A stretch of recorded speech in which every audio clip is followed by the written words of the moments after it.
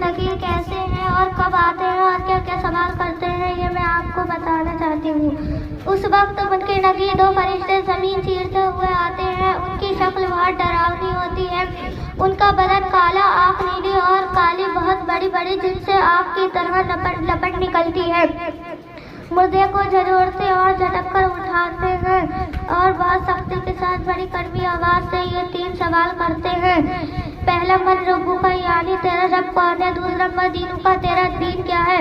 تیسرا، ما کنت تقول فی ھذا الرجل، ان کے بارے میں تو کیا کہتا تھا؟ مردہ اگر مسلمان ہے تو پہلے سوال کا جواب یہ دے گا، ربی اللہ، میرا رب اللہ ہے، کا دین الاسلام، میرا دین اسلام ہے، رسول اللہ صلی اللہ تعالیٰ علیہ وسلم، یہ اللہ تعالیٰ کے رسول ہیں، اللہ تعالیٰ کی طرف سے مجھ پر رحمت نازل ہو، اور سلام۔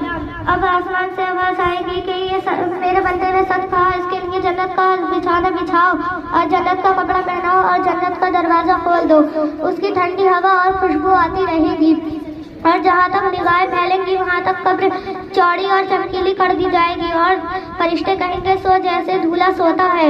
یہ نیک پرہیزگار مسلمانوں کے لیے ہوگا، گناہ گاروں کو ان کے گناہ کے لائق عذاب بھی ہوگا۔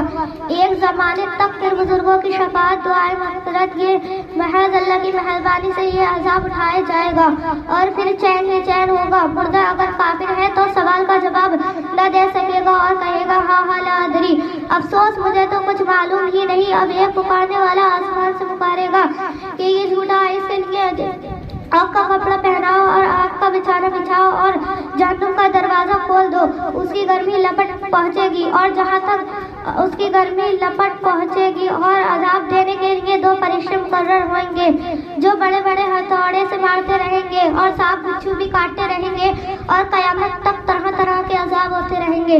السلام علیکم ورحمۃ اللہ۔